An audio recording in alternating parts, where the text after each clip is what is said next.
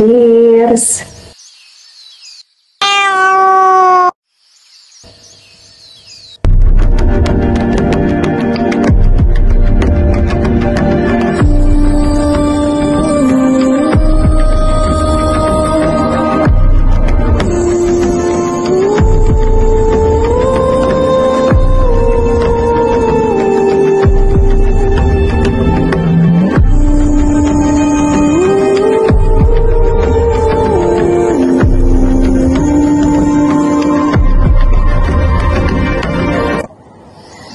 Indahnya hari ini. Teman-teman yang terkasih, saya senang kita bertemu lagi hari ini. Hari ini saya dan sahabat saya tercinta ingin bersantai bersama. Kami berdua ingin menikmati minuman yang segar dan sehat. Ayo, saya kenalkan terlebih dahulu dengan sahabat saya yang satu ini. Yuk, nah ini dia sahabat saya yang tercinta. Halo, apa kabar Koneng? Nah, lucu banget kan? Namanya ini si Koneng. Kenapa saya namakan Koneng? Karena dalam bahasa Sunda, Koneng itu artinya kuning. Karena bulunya warnanya oranye kekuningan. Koneng, hari ini Kak Ika mau cobain minuman enak dan pasti sehat. Koneng juga mau kan cobain? Pasti suka. Enak banget, seger. Mau kan? Ya, mau ya.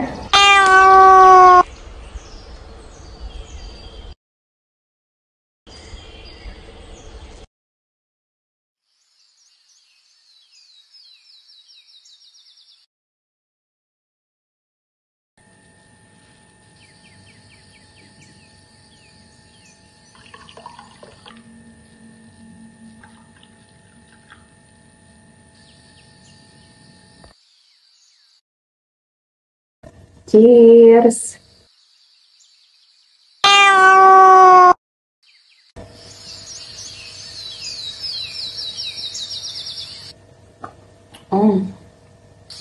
Enak banget. Nah, minuman ini namanya kombucha Koneng. Koneng mau tahu nggak minuman ini terbuat dari apa dan apa aja manfaatnya? Oke, sekarang Kakak Ika jelasin ya. Selain bergurau dan bercanda, hari ini saya akan bercerita tentang minuman Tiongkok kuno yang sekarang tersedia di seluruh dunia termasuk di negara kita. Minuman ini memiliki manfaat kesehatan yang sangat penting, dan orang Cina telah menggunakannya selama lebih dari 2000 tahun. Apa sih itu kombucha? Kombucha yaitu minuman fermentasi yang terbuat dari campuran teh hitam, ragi, bakteri, dan gula. Proses fermentasi ini menghasilkan minuman yang bersoda, bergelembung, dan memiliki aroma tajam seperti cuka. Kombucha sering disebut sebagai teh kombucha untuk membedakannya dari kultur bakteri dan ragi yang digunakan dalam prosesnya, yang disebut mother atau mushroom atau jamur, karena bentuknya yang bulat pipih dan tekstur kenyal. Asal-usul dan proses pembuatan. Kombucha berasal dari Tiongkok dan telah digunakan selama hampir 2000 tahun. Minuman ini menyebar ke Jepang dan Rusia sebelum mencapai Eropa. Proses pembuatannya melibatkan penambahan ragi dan bakteri ke dalam teh hitam yang dicampur dengan gula. Campuran ini didiamkan selama beberapa hari hingga terbentuknya mother yang mengandung bakteri dan ragi yang membantu proses fermentasi. Komposisi mikrobiologi. Kombucha terdiri dari berbagai jenis bakteri dan ragi, termasuk Saccharomyces cerevisiae, Gluconase-Tobacter-Sillinus, Zygosaccharomyces, Candida, Chlorella atau Hanseníase spora, Torulaspora, Pichia, Brettanomyces atau Decara, Leccensa, Saccharomycoides, Schizosaccharomyces, Chloephoromyces, star merah, Erythrithium, Marimbula, dan Sugiamela. Lalu manfaat kesehatannya, mengkonsumsi kombucha telah terbukti memiliki beberapa manfaat kesehatan, antara lain, yang pertama, menjaga kesehatan pencernaan.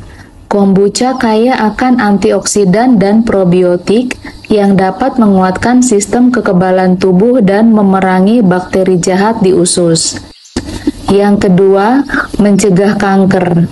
Kombucha dipercaya dapat melindungi tubuh dari kanker berkat antioksidannya yang tinggi. Antioksidan dalam kombucha dapat melindungi sel dari kerusakan yang dapat menyebabkan kanker. Yang ketiga, menurunkan kadar gula darah.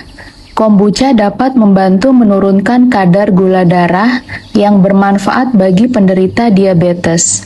Yang keempat, menurunkan resiko penyakit jantung. Kombucha dikaitkan dengan penurunan resiko penyakit jantung dan kolesterol tinggi.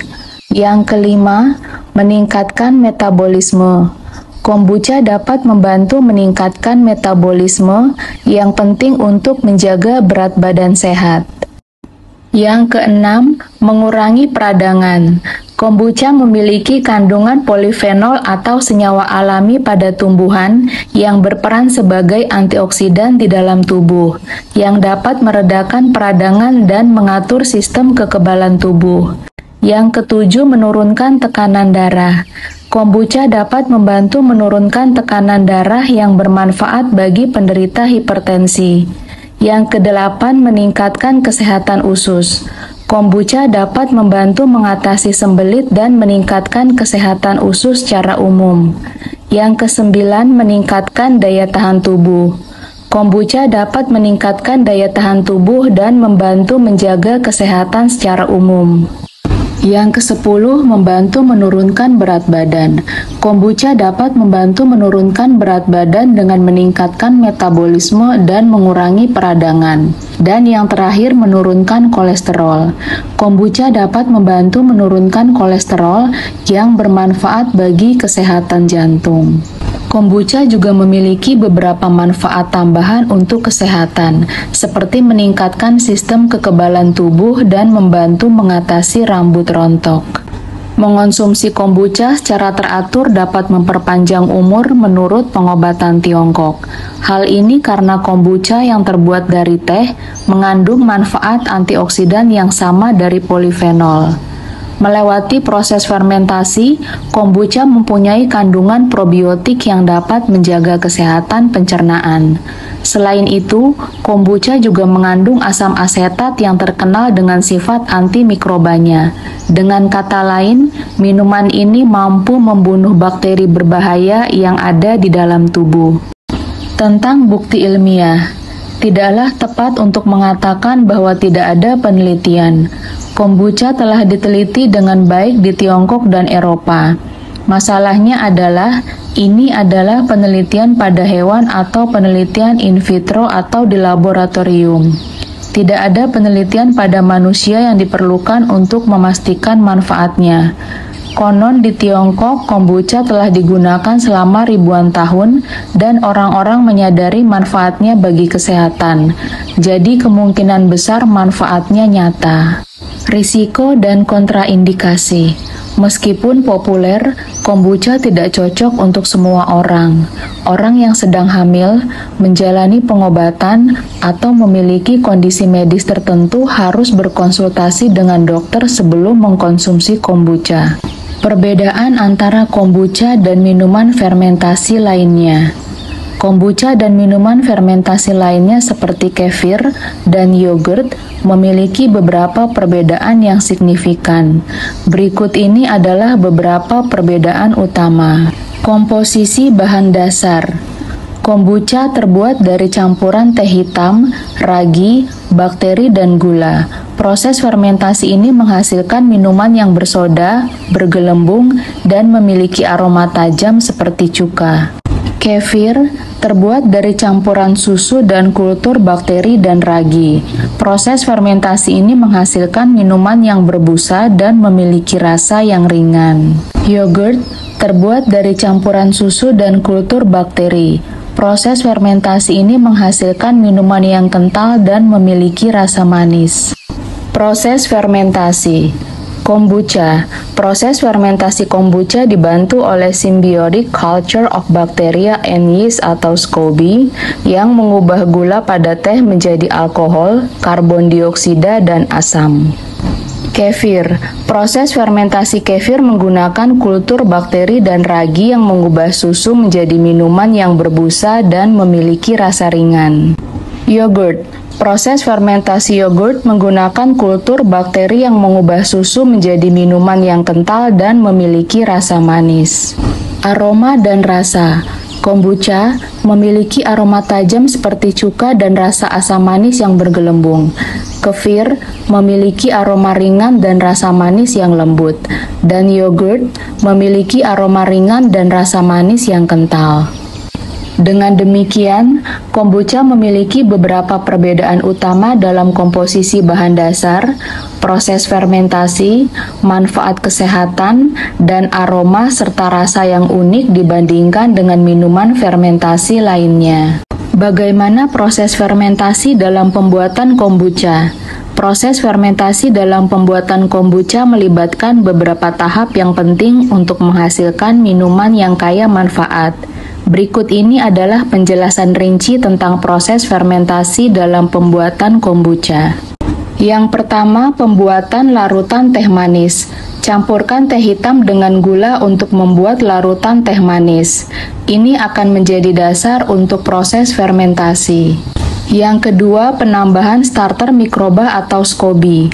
Tambahkan starter mikroba yang disebut SCOBY atau symbiotic culture of bacteria and yeast ke dalam larutan teh manis. SCOBY terdiri dari kombinasi bakteri dan ragi yang bermanfaat untuk fermentasi.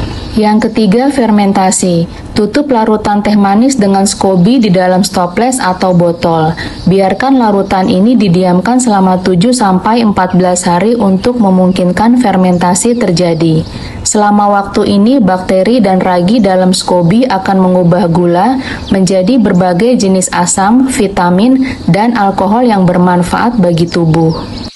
Proses fermentasi dalam pembuatan kombucha adalah tahap yang penting untuk menghasilkan minuman yang kaya manfaat, terutama karena kandungan probiotiknya yang dapat meningkatkan berbagai aspek kesehatan, seperti pencernaan, anti peradangan, dan penurunan berat badan. Jenis teh tertentu yang lebih baik digunakan untuk membuat kombucha. Berikut ini adalah beberapa jenis teh yang direkomendasikan dan alasan-alasan di baliknya. Yang pertama, teh hijau. Teh hijau cocok untuk dibuat sebagai kombucha karena tanin dalam teh hijau disukai oleh mikroba kombucha. Tanin membantu dalam proses fermentasi dan memberikan rasa yang lebih baik pada kombucha. Yang kedua, teh putih. Teh putih adalah jenis teh yang tidak mengalami pengawetan dan tidak difermentasi.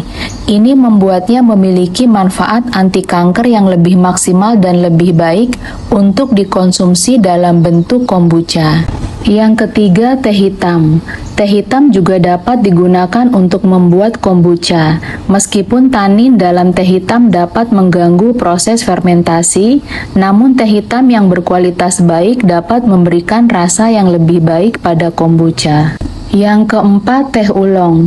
Teh oolong memiliki khasiat menurunkan berat badan dan meningkatkan metabolisme tubuh, dan dapat memberikan manfaat tambahan bagi kombucha yang dibuat dari teh oolong. Merek teh yang direkomendasikan: teh hijau, merek kepala jenggot; teh hitam, merek poci. Merek gula yang direkomendasikan: gula pasir, merek Rose Brand, atau merek gulaku. Tips tambahan, gunakan SCOBY yang berkualitas untuk menghasilkan kombucha dengan kualitas yang baik, dan selalu gunakan daun teh Camellia sinensis untuk fermentasi primer dan bukan teh herbal. Dengan memilih jenis teh yang tepat dan menggunakan bahan berkualitas, Anda dapat menghasilkan kombucha dengan rasa dan manfaat yang lebih baik. Nah, gimana sekarang Koneng? Udah jelas kan? Udah jelas dong. Koneng kan pinter.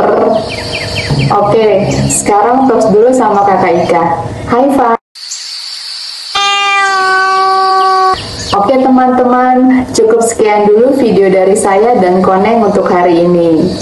Sampai ketemu lagi di video-video yang berikutnya. Dan seperti biasa, jika Anda menyukai channel ini, silahkan berikan like dan subscribe channel ini. Terima kasih. Kalau kalian suka video ini, jangan lupa tekan tombol like. Saya sangat hargai. Terima kasih.